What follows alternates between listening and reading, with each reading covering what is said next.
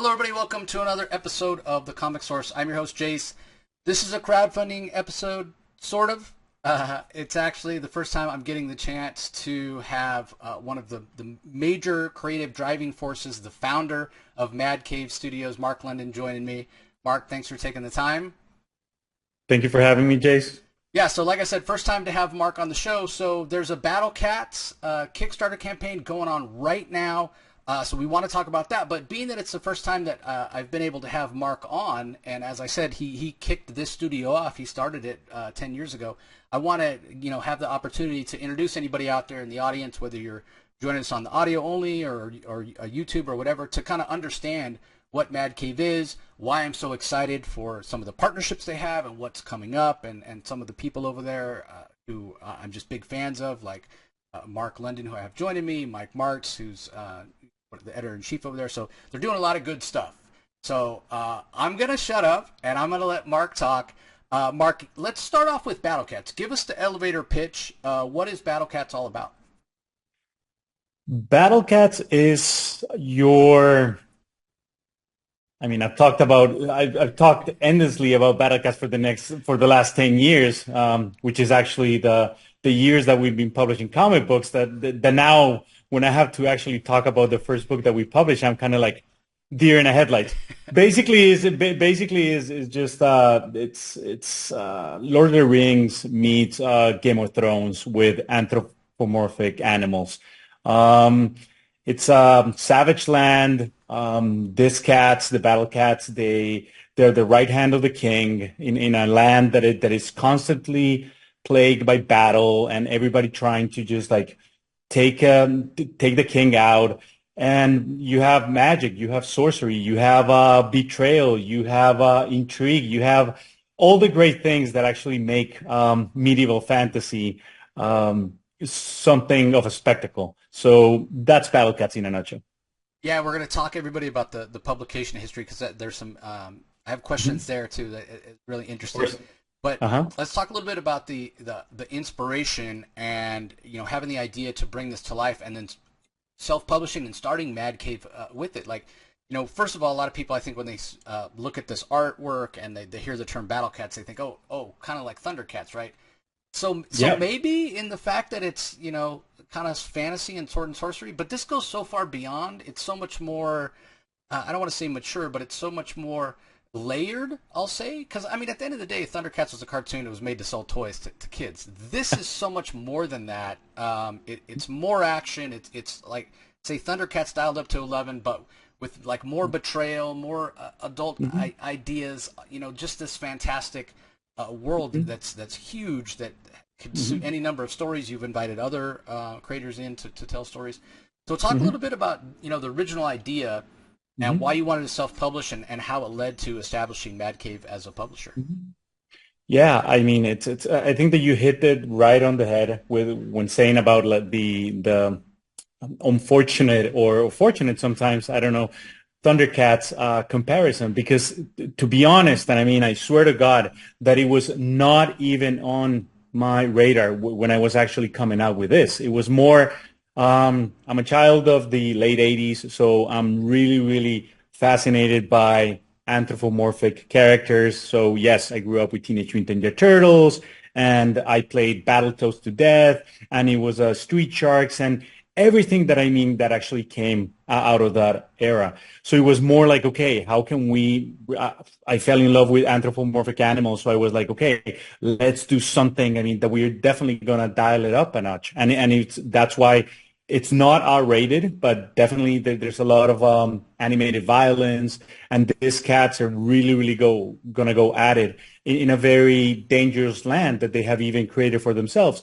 So I think that more the inspiration came through that, and I think that it was just like so high on my own product that I did not even realize that okay, Battle Cats, a lot of people are gonna make the association with Thundercats.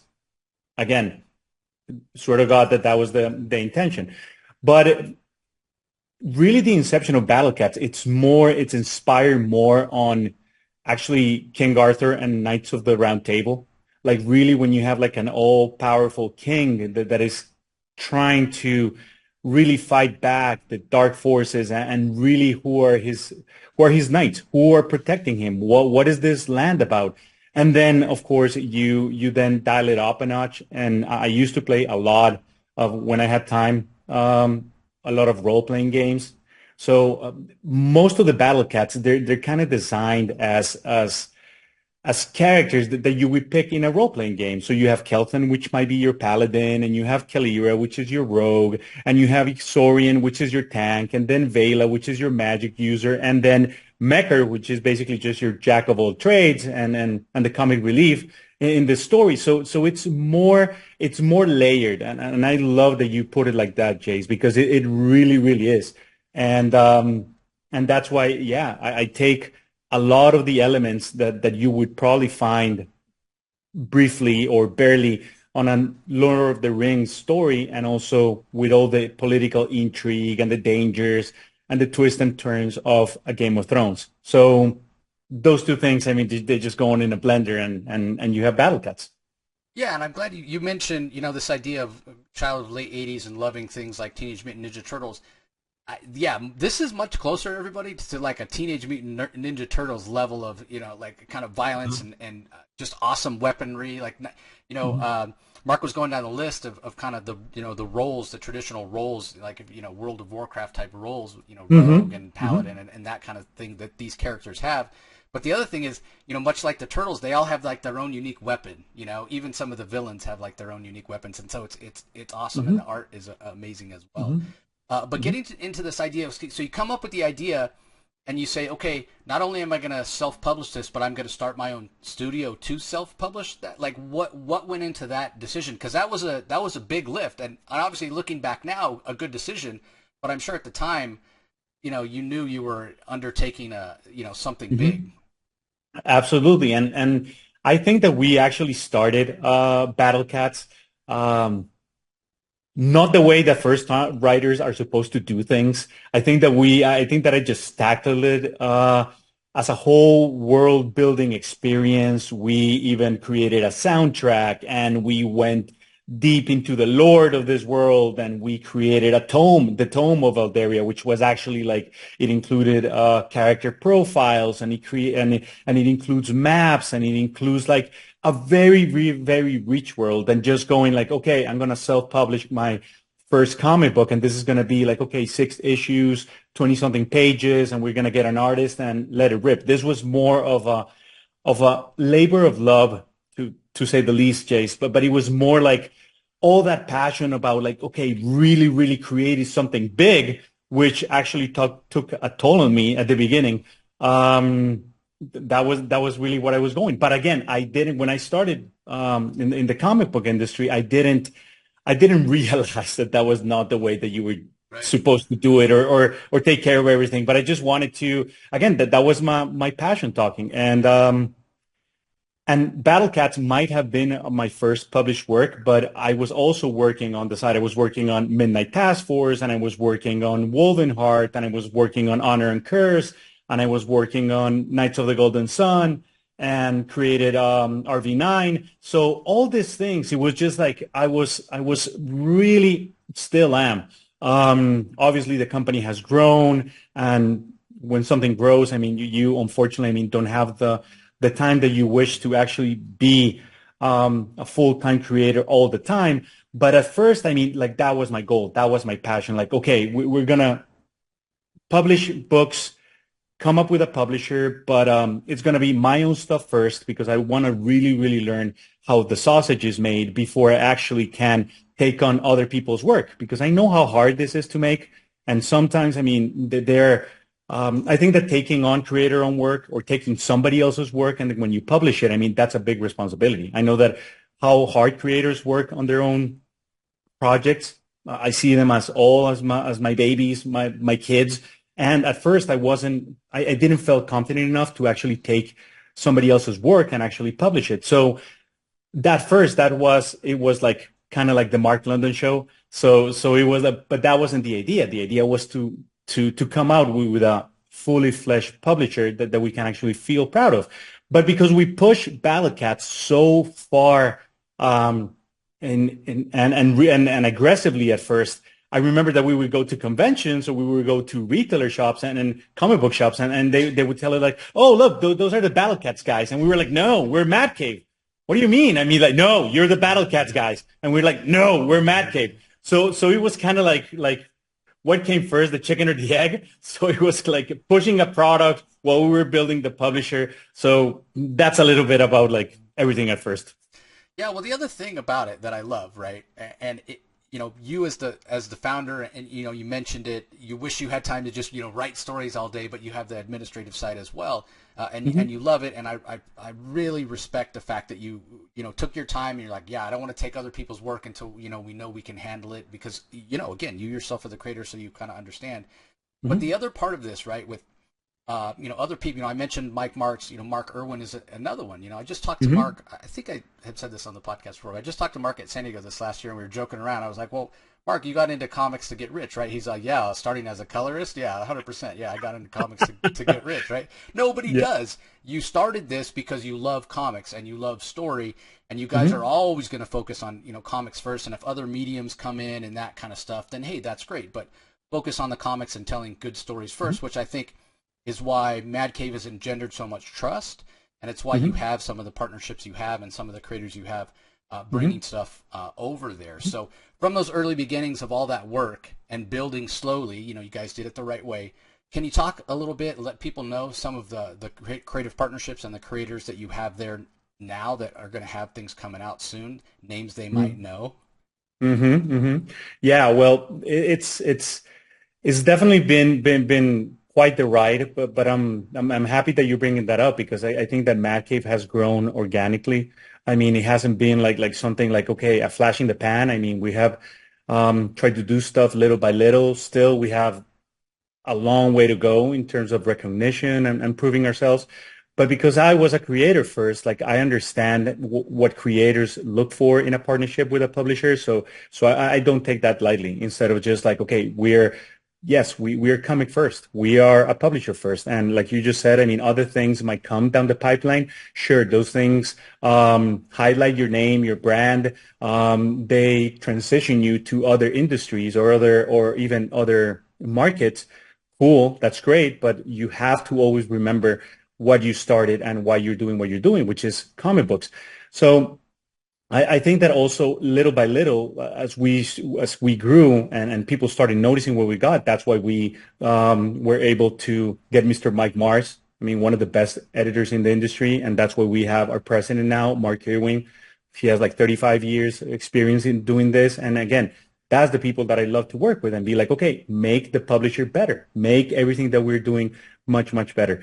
So because of that has led to, for example, we announced during San Diego Comic-Con that we partnered with Joe Quesada, that he's bringing his amazing comics imprint to Mad Cave Studios to publish his work. And we also going to establish a partnership with Dupuis, which it's one of the biggest, if not the biggest, French publisher in France at the moment. So we have that partnership with Dupuis, with Joe Q, to actually publish his line, his imprint, and there's no bigger recognition for us that we've been doing things the right way. But we're doing it because we absolutely love comics.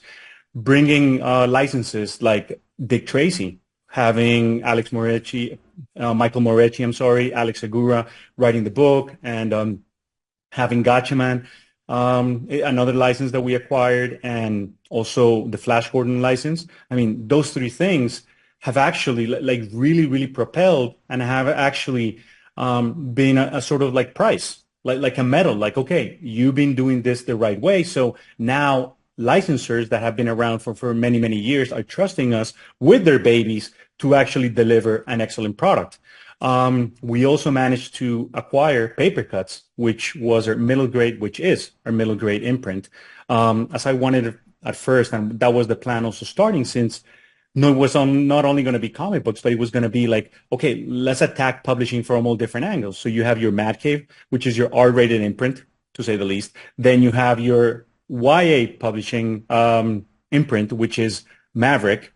And then we had Papercuts, that is your middle grade. So you have your R, PG-13, and your general in terms of putting the best product out there. And those things have been easy, and because the work has been coming and more creators have actually come to work with us. Dampen Ocean uncovers.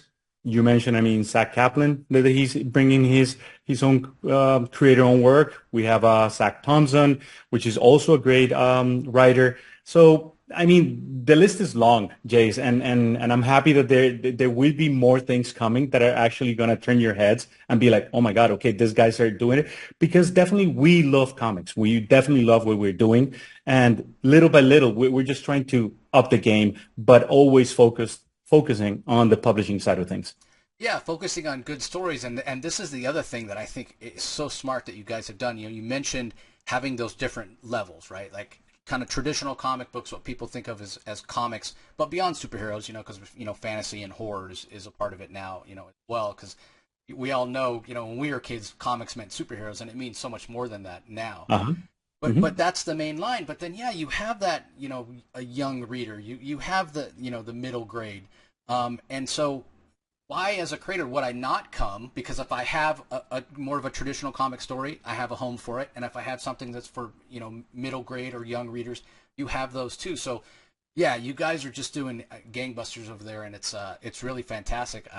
On record, I'll congratulate you for just a fantastic job. And there was a lot of buzz around the Mad Cave booth at San Diego this year. That had to be that had to be awesome to be a part of.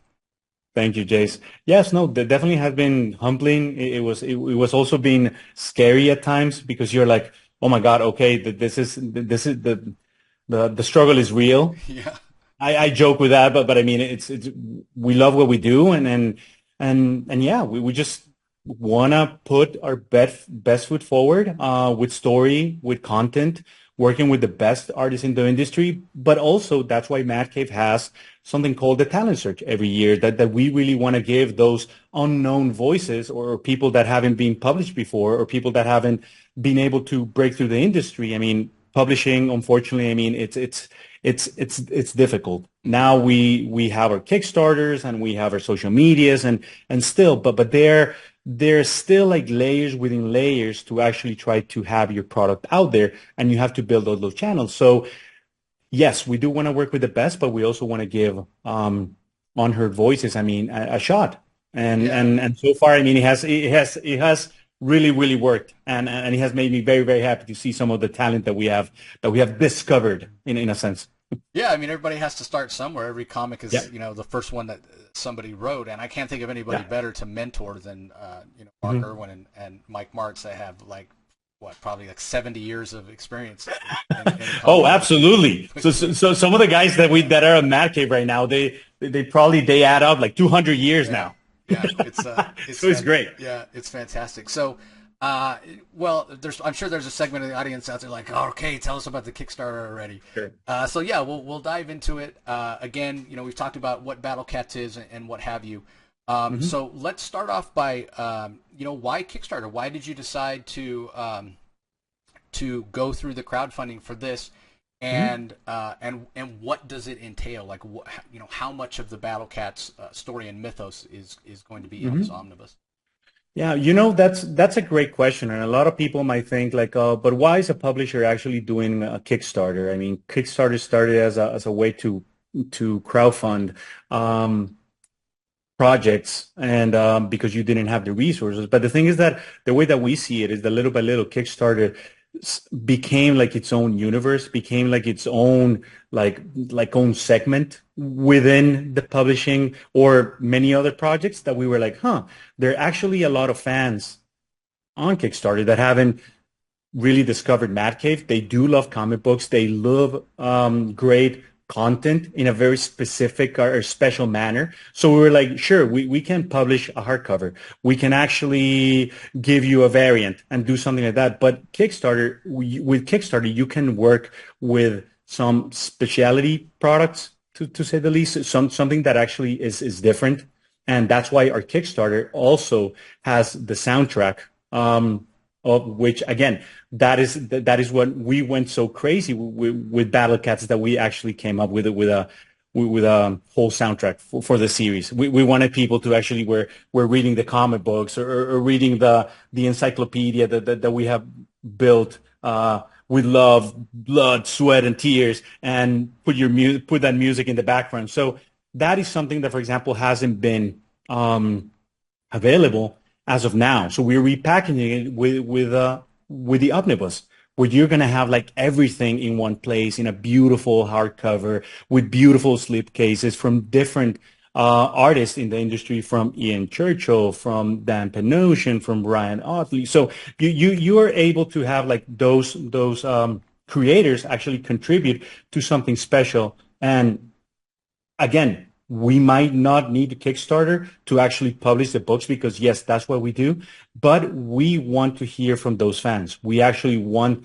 to engage with those fans and let them know that Mad Cave is a publishing house that has also very good content. So maybe if they know about Mad Cave that they haven't heard anything before, they might be able to, oh, this is the Kickstarter. Okay, cool. They're going to deliver on time. Oh, that's right. They're a publisher. Okay, what else do they have? So it's an ecosystem that you basically have to I guess be there. That you have to make it part of your strategy. Yeah, it makes a lot of sense, and I hear this from a lot of publishers. Yeah, it's what you said, being able to connect to the fans directly, so you find out what they want, right? Like you can look at what tiers were supported, and it will inform if you come back to the platform. Hey, what did really well last time? Make sure we offer that. But also the challenge of doing this in the traditional kind of comic book retailer distribution with special things like that soundtrack. It's a lot harder, it really is, because you got third party, you got to manage the shipping, whatever. Doing it this way, everything under one umbrella, everything on Kickstarter, and then you guys will fulfill it, or work with a fulfillment company to fulfill it, which I think makes the logistics easier. So it makes a lot of sense. And yeah, the idea really is to build a community and reach people that you haven't had before, right? Absolutely. And again, it's like, oh, and I need to make a correction. It's not Ryan Otley. It's Brian Kincaid that is actually doing some of the some of the covers. But hey, Mr. Otley, do you want to come and do some hardcovers for us? I mean, hey, by all means, sir, we can get in touch. But yes, you're right. I mean, a lot of Kickstarter, there's some risk involved when you're trying to bring product out there. But since we've been doing this for so long, I mean, and we know how to publish and we know how to actually take care of this product. I mean, we try to minimize the risk. So know that if you're going to back us or if you're really going to count on us, we will definitely deliver on the products that we are publishing, and they're going to be that we're promising, and they're going to be something of quality, something beautiful, something for you to collect and feel proud when you display it in your lovely home. Yeah, so let's talk a little bit about the publishing history of Battlecats, because when I went and checked it out, I was like, oh, this looks really awesome. There's like the original like first volume, but then there's a remastered one, and then there's subsequent volumes, and I wasn't kind of sure where to start. So talk a little bit about the publishing history and the decision to remaster those first issues, and then what is included in this omnibus for the Kickstarter. Like if I support, do I get everything? Like what's there? Excellent question, Jace. That's what you just mentioned is exactly what first-time creators are going to live through, and how you're just basically going to have your twists and turns in your own product. So when we first came out with the first volume of Battlecats, we had this artist that started working with us, but then unfortunately, I mean, he left.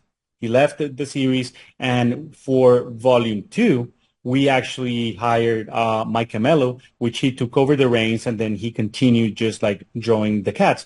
But and then we continued into a volume 3, and then we did something called Tales of Alderia. So it kind of became like a bigger thing, because that was the plan since the beginning.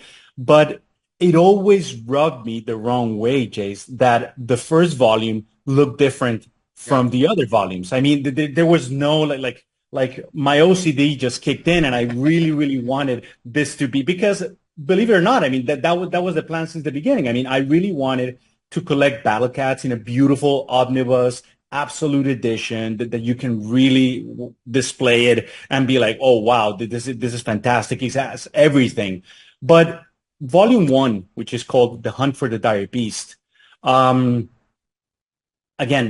drawn by other artists, it was not going to fly with me. So I asked Mike, like, hey, listen, would you be able to remaster The Hunt for the Dire Beast, Volume 1, with your beautiful art, so we can basically have like a cohesive visual experience for the fans, for the audience. And he was like, yeah, let's do it. And then when we finish, we release Volume 1 again as kind of like remastered edition.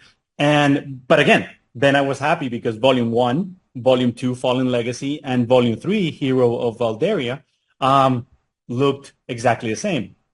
Tales of Valderia, Battlecats Tales of Valderia was like a series of one shots that actually add to the world. So we had other artists and we had other writers to contribute to it, and that's great. But again, it doesn't affect like the main story. So they were kind of like add-ons. So it was great even to see other artists take take on the Battlecats and see how they would bring it to life. So that's that, and that's what's included in the omnibus. But also there's a one shot which is a new story, which is called The Deacon, and this is almost like 20-page new adventure for Battlecats, never before seen, and that is something that you're also going to get in this collection. So you have Volume 1, Volume 2, Volume 3, Tales of Valderia, some of the different spin-offs. We did a few spin-offs for Free Comic Book Day and whatnot. And you will also receive that, what I was talking about, that whole like encyclopedia, that the tome of Valderia, where you have maps, where you have beasts, where you have character profiles, everything. I mean, this is going to be a beast by itself. It's almost like 500 pages, Jace. Oh wow! So Yeah. so it's a beefy product that I think that people are really gonna enjoy it. And again, the versions are like you have like the graphic that we have now. Those are your battle cats, and you're gonna have that option if that's what you want for your slipcase. Or there's also another image for the dark cats, so you're also gonna be able to have that option. We have a wraparound cover. Something more for the fans to actually feel proud of this. Yeah, so there's a link in the show notes, everybody. Highly encourage you to go and check it out. From everything that we just heard, that Mark was talking about with what's included, this is all you need to really dive into the world. It's got everything in there, so definitely go and check it out. I'll also take the opportunity to remind everybody, as I always do when do this crowdfunding things, like maybe this sounds right up your alley and you would love to contribute and get the omnibus and check it out and what have you, but times are tight. Like, we understand that. Not everybody has the means right now to be able to join the campaign, and if that's the case, we understand. The other way that you can help out Mark and Mad Cave and everybody else that wants to get their hands on this to make sure it funds is to share it on social media. Put it out there on your Twitter or your Facebook or Instagram or whatever, and let your local comic shop know, let your friends know if you know anybody that might be interested, so they get a chance to go check it out as well. Because the worst thing is, and you probably know this as well, Mark, you find out about a Kickstarter after it's over and you missed out and you can't get it. And it's a bummer, because so many of these Kickstarters, it's like they're going to print just enough to cover how many people backed it and cover damages, and that's it. So so everybody go click on the link in the show notes, go and check it out, and then just let everybody know what's available. The other thing that I wanted to mention, Mark, you mentioned wanting to remaster for the look of it. The other thing is, Battlecats being the first thing that you did, basically. And as we know, the more you do something, you get better at it, right? So you went back later, you remastered. It's not just the art that's different.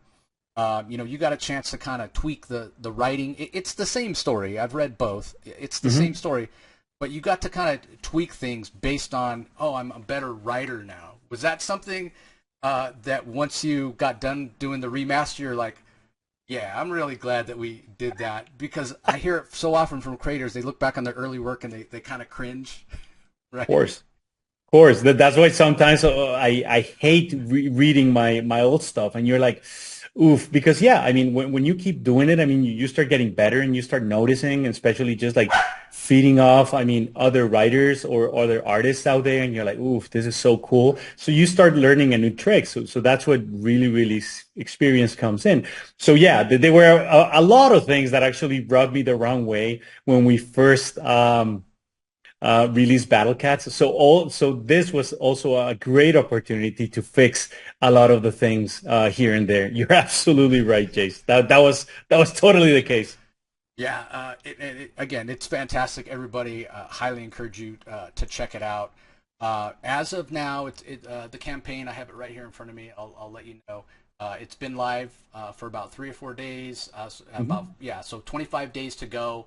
It's a little over halfway there. It ends on Tuesday, October 22nd. But don't wait. Go now, because here's the thing, right? The faster it funds, then you start talking about stretch goals. And then everybody that has had a chance to pledge, it's just more value for your money, right? Like you start adding things like spot gloss and foil and maybe extra pages and that kind of thing. So yeah, definitely go and check it out. Like I mentioned, let your friends know about it. In addition, Mark, to what we talked about, the actual omnibus, slip covers, and what have you, there's a couple of other things that are available here, right? Like Dan Panosian, who I know Dan. He's been on the show. He's a fantastic artist. He's offering some original art, right? You can get a sketch from him, and then we mentioned the retailers. There's a retailer tier as well. So can you talk, like, how did you convince Dan to do this? Because it's not just Battlecats. You can have him sketch whatever you want. So how did you get him on board for that? And then if you want to, talk a little bit about the retailer tier and how important your relationship with retailers is to you, because I know it matters a lot. Absolutely. I mean, retailers are the heart of our industry, and that's why we are always gonna look after them, and we're always talking to them and be like, okay, are you on board with this? Is there something that might appeal to you? Again, we will always protect, the retailer, no matter what we do. And yes, it's gonna have like a special cover for them, if I'm not mistaken, and that's really what is going to be, the retailer exclusive. And with Dan, that's actually credit to Mr. Mark Irwin, who is actually very, very good friends with Dan, and he was able to actually introduce Dan to Mad Cave. And when we basically just told Dan everything that we're doing and how our work ethic and we wanted to do, Dan has been just an incredible, incredible partner with some of the covers that you see now from Mad Cave, and he also did a very special cover for New York Comic Con of the Battlecats. That is something that we have to talk about and see if we can throw up here, because it's gorgeous. But yeah, I owe it to Mr. Mark Irwin for bringing Mr. Dan Panosian to Mad Cave. So thank you, Mark. Yeah, Dan is so busy doing, he's writing. He writes his own stuff now. He doesn't do that many interiors anymore, but his covers are just fantastic. He's doing them for everybody. He doesn't have a lot of time to do commissions, everybody. So, and he's just a fantastic artist. It only seems to get better. An artist will say, because, I hear other creators I talk to going, oh, man, they're like, damn it, did you see Panosian's latest cover? He did it again. Makes me feel like I'm a hack. And I hear this from fantastic people, Liam Sharp's like, oh man, that Dan Panosian makes me feel like I can't draw. I'm like, Liam, what are you talking about? So everybody, I say that to say this is your chance, and it's relatively inexpensive. It's only $300 to get a commission from Dan. So take the opportunity if you can. So let's talk a little bit beyond the Kickstarter. And everybody, I should also mention, I've already kind of twisted Mark's arm. He's going to come back probably like sometime in November. We're going to talk Battlecats in a little more detail, because we don't want to get spoilery on this one, because there's a lot of you that may want to go and discover Battlecats, or you're going to order the Kickstarter and wait and that sort of thing. But he is going to come back. But the other thing is, we mentioned all the other titles that Mad Cave has coming out. I specifically wanted to ask you about Revolution 9, because the first issue just dropped this week, everybody, as you're hearing this. And it's part of a larger world. Look, he's got his copy right there. Such a fantastic.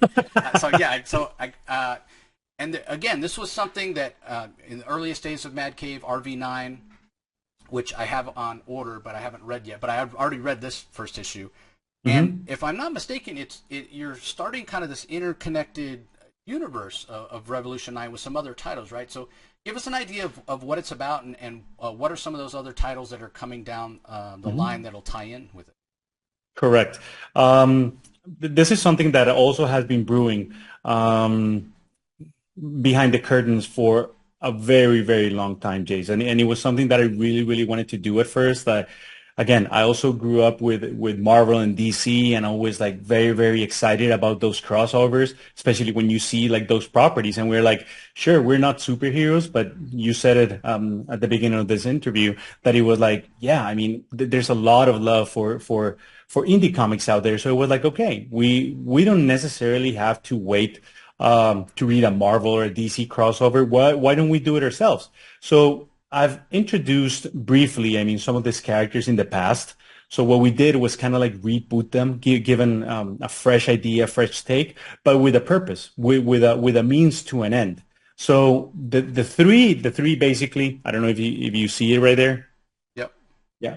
Okay. So these are gonna be like the three series. They're a standalone series. This one is, of course, that one. That's RV9 that it just dropped this Wednesday. Then next month we have Hour of the Wolf, which is the one in the middle, which is gonna be your weird dark tale. And then we have Exit City, which is that one, which is Exit City, which is gonna be kind of like your sci-fi detective adventure. So all these books, they're gonna be like um, very unique in their own way and the way that we are approaching it. So you're not getting like a copy paste of, okay, what's this?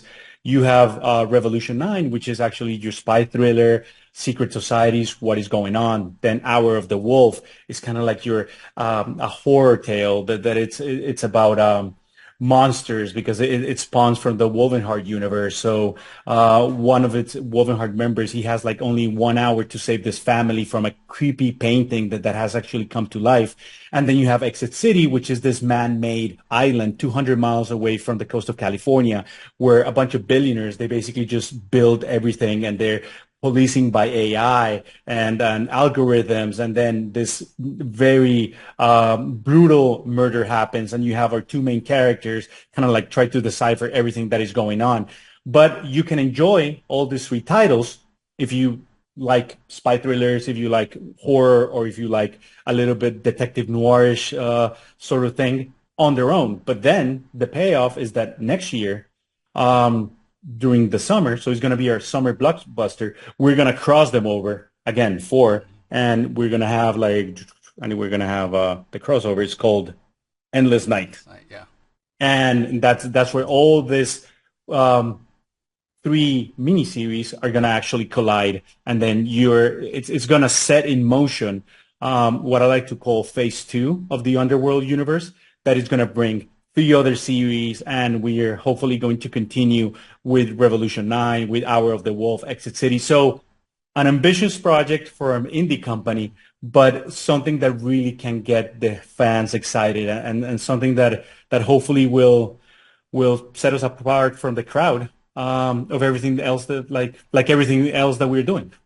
Yeah, I highly recommend. Like I said, everybody, I've had a chance to read the first issue that came out this week of Revolution 9. I highly recommend you pick it up. And there's a little backup from Hour of the Wolf, which, oh my God, so creepy. Like, Mark's totally underselling it when he says this, creepy painting. Like, I'm not going to spoil it, but oh man, I'll just say like a straight razor and the painting. Holy, when I saw those images, I was like I said out loud, I was like, holy shit, like, damn.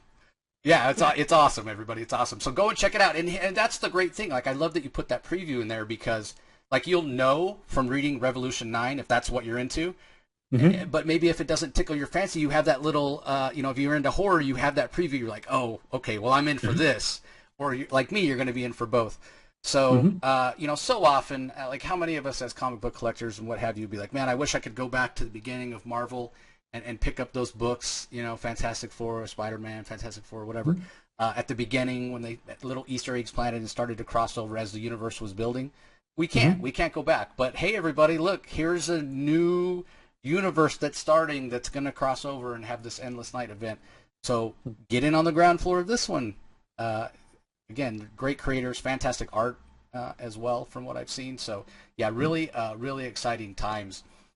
So we've barely touched the surface, everybody, of what Mad Cave has here. But again, link in the show notes to the Kickstarter. I'll put a link to the Mad Cave website as well, where you can go and check out all, a lot of the other stuff. You can go back and listen to past episodes where we talked to Zach Kaplan, we talked to Jeremy Whitley. We're going to have a lot more Mad Cave creators coming on in the future.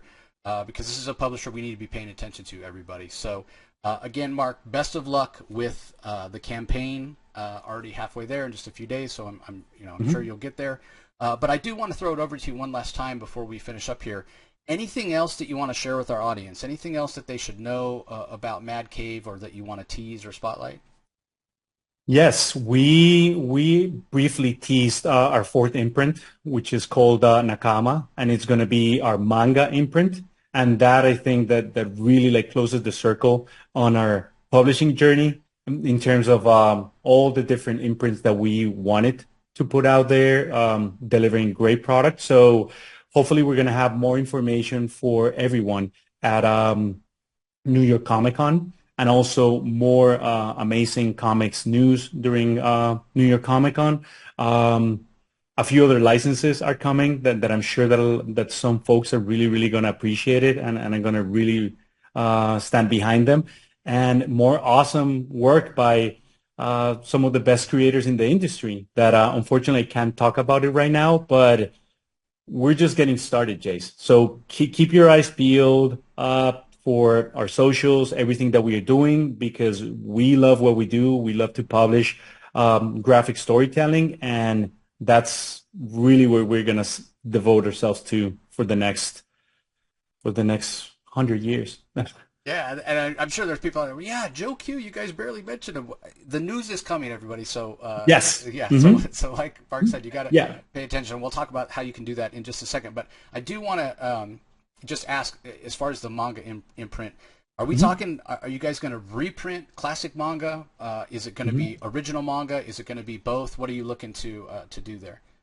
It's going to be reprint. It's going to be original manga. It's going to be creator-owned manga. It's going to be homegrown manga. Same approach that we are taking for books that come out at Mad Cave or Maverick or Paper Cuts. That's the same way that we're going to treat Nakama. But we're also going to stand by this is a manga product. So we're talking with a lot of creators that are actually manga artists, and we're going to try to bring, again, the best creative minds to our publisher. So we're going to start with 4 issues, with 4 series next year. More soon is going to come out, again, during New York Comic Con, but it's going to be a little bit of everything that we've been doing, or how we've been handling the other imprints up to this point, Jace. Wow, that's great. And I'm sort of surprised that nobody else has done this before, right? Like, I know I've learned, I'm not a big manga guy. I learned like more this last summer than I ever had before with some interviews I had to do, and learned about the godfather of manga and one of his series that was being remastered and what have you. And it's really hard. It's a very competitive market to get your stuff published over in Japan. So yeah, I'm kind of surprised that nobody has opened it up to, because there's a huge amount of untapped talent pool over there. That they might not be able to break in over there, but yeah, they can bring their stuff to Mad Cave, and you can kind of nurture it. So that's fantastic. Well, you mentioned a lot of news coming, that New York Comic Con and beyond. Where is the best place, social media wise, to get this news when it comes out, when Joe Q stuff is announced? Sure. Where should people be following? Again, I'll put a link to the website in the show notes, but I can put social media links as well. So where are you guys most active? Thank you, Jace, for that. All social medias, Twitter, X now, Instagram, Threads, and Facebook, and LinkedIn, if you're into that, but the best way to just get to know everything, I mean, that we're doing is just go to our website, madcavestudios.com, and subscribe to our newsletter. We will not spam you. We will not overcrowd you with mindless and overcrowding emails. I mean, something just like, okay, guys, this is what's happening the week. This is what is dropping now. These are the news. This is what's coming. So yeah, the best way to actually get all the inside info on what Mad Cave Studios is doing is subscribe to our newsletter. Okay, fantastic. So again, everybody, link in the show notes to the website where you can go sign up for that, and I'll put links to some of the social media as well. I'm with you, Mark. It'll always be Twitter. I don't care what that crazy guy rebrands it. It's always going to be Twitter for me. 100%. Yeah. But I'll say this, everybody. Here's the thing. Like, we've been talking a lot about these really exciting announcements coming from New York Comic Con. You get the newsletter, you're going to get the news. Don't get me wrong, but well, we all know it hits on Twitter first. So go give them a follow on Instagram and Twitter. So when that New York Comic Con news comes out, you'll be in the know right from the start. So again, Mark, so fantastic talking to you, learning about Mad Cave in general, learning about the Battlecats Kickstarter specifically, and man, I'm already looking forward and excited to having you back on to talk more stories soon. Anytime, Jace. And again, thank you so much for having me. Thank you so much for championing the indie creators, indie publishers out there. Again, thank you so much for having me and for doing what you do.